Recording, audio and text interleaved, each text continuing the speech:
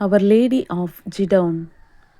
எகிப்தில் உலகம் கண்ட அன்னை மரியாவின் மௌன அதிசயம் மனித வரலாற்றில் சில நிகழ்வுகள் மட்டும்தான். மதம், இனம், மொழி, தேசம் என்ற எல்லைகளை தாண்டி உலகம் முழுவதையும் அமைதியாக உலுக்கியிருக்கின்றன. அவர் லேடி ஆஃப் ஜிடவுன் அப்படிப்பட்ட ஒரு தெய்வீக நிகழ்வு. இது ஒரு தனிப்பட்ட நபர் கண்ட கனவும் அல்ல, ஒரு சிறிய குழு சொன்ன கதையும் அல்ல. ஆயிரக்கணக்கான மக்கள் ஒரே நேரத்தில் ஒரே இடத்தில் தங்கள் கண்முன்னே கண்ட ஓர் அதிசயம். உலகமே இதற்கு சாட்சி. 1960களில் எகிப்து அரசில் குழப்பம், போர் பதற்றம், பொருளாதார சிக்கல் என பல துயரங்களுக்குள் சிக்கி தவித்து கொண்டிருந்த காலம். மக்கள் மனதில் பயமும் நம்பிக்கை இழப்பும் நிறைந்திருந்தது. அதே நேரத்தில் எகிப்தோர் முஸ்லிம் பெரும்பான்மை நாடு, கிறிஸ்தவர்கள் அங்கு சிறுபான்மையினர். இப்படிப்பட்ட சூழ்நிலையில்தான் கெய்ரோ நகரின் ஜிடவுன் பகுதியில் உள்ள செயின்ட் மேரிஸ் கேப்டிக் ஆர்த்தோடாக்ஸ் சர்ச் என்ற எளிமையான பழமையான ஆலயத்தின் கூரையின் மேல் யாரும் எதிர்பாராத விதமாக அன்னை மரியாள் தோன்றினார். மனிதர்கள் தேர்ந்தெடுக்காத இடத்தை கடவுள் தேர்ந்தெடுத்த தருணம் அது. 1968ஆம் ஆண்டு ஏப்ரல் 2ஆம் தேதி ஒரு சாதாரண இரவு.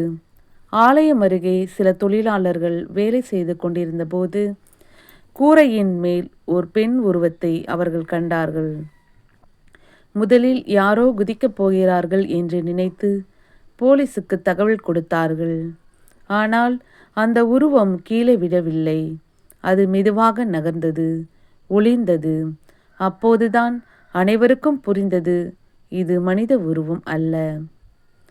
மக்கள் விவரித்த அந்த தரிசனம் முழுவதும் ஒளியால் ஆனது. வெள்ளை ஆடை, தலையில் முக்காடு, அமைதியான முகம், பயமற்ற பார்வை, சில நேரங்களில் கையில் ஒலிவக் கிளைகள், சில நேரங்களில் கைகளை உயர்த்தி ஆசிர்வதிப்பது போல. எந்த சத்தமும் இல்லை, எந்த வார்த்தையும் இல்லை. ஆனால் இந்த மௌனம் மனித உள்ளங்களில் அளவற்ற அமைதியை நிரப்பியது. இந்த செய்தி வேகமாக பரவியது. ஒரு நாளில் நூற்றுக்கணக்கான மக்கள், ஒரு வாரத்தில் ஆயிரக்கணக்கானோர், சில மாதங்களில் லட்சக்கணக்கானோர் ஜிடவுனுக்கு திரண்டார்கள். கிறிஸ்தவர்கள் மட்டுமல்ல, முஸ்லிம்கள், யூதர்கள், நம்பிக்கை இல்லாதவர்கள் என அனைவரும் ஒரே இடத்தில் ஒரே அமைதியில் நின்றார்கள். குறிப்பாக முஸ்லிம்கள் கூறியது ஜிடவுனை உலகளவில் தனித்துவமாக்கியது. இது ஈசாவின் தாய் மரியம், குரானிலும் சொல்லப்பட்ட மரியம் என்று அவர்கள் நம்பிக்கையுடன் கூறினார்கள். பலர் மண்டியிட்டு அழுதார்கள், தூஹா செய்தார்கள். சிலர் குணமடைந்தார்கள்.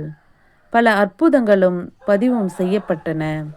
குணமடையாத நோய்கள் குணமடைந்ததாக, கண் பார்வை திரும்பியதாக, நடக்க முடியாதவர்கள் நடந்ததாக, மனநோய்கள் தீர்ந்ததாக மக்கள் சாட்சி சொன்னார்கள். சில சம்பவங்கள் மருத்துவ பதிவுகளுடன் உறுதி செய்யப்பட்டன. இதனைத் தொடர்ந்து அரசு, போலீஸ், விஞ்ஞானிகள் மற்றும் திருச்சபை இணைந்து விசாரணை நடத்தினர். எந்த மோசடியும் கண்டுபிடிக்க முடியவில்லை. விஞ்ஞான ரீதியாக விளக்க முடியாத ஓர் நிகழ்வாகவே இது நிலைத்தது. அதன் காரணமாக காப்டிக் ஆர்த்தோடாக்ஸ் சர்ச் அதிகாரப்பூர்வமாக அங்கீகரித்தது. கேத்தலிக் சர்ச் கூட இதை ஒரு தெய்வீக நிகழ்வாக ஏற்றுக்கொண்டது. 1968ஆம் ஆண்டு முதல் 1971ஆம் ஆண்டு வரை சுமார் 3 ஆண்டுகள் அன்னை மரியாள் பலமுறை தோன்றி மறைந்தார். அவர் பேசவில்லை, எச்சரிக்கை இல்லை, தீர்ப்பு இல்லை, மௌனமே செய்தி.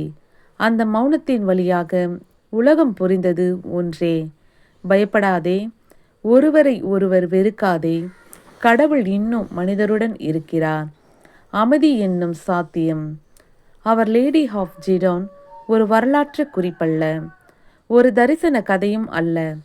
அது உலகம் கண்ட ஓர் அழைப்பு. போராலும் வெறுப்பாலும் பயத்தாலும் சோர்ந்து போன இன்றைய உலகிற்கு அன்னை மரியாள் மௌனமாக சொல்லும் ஒரே வார்த்தை அமைதி.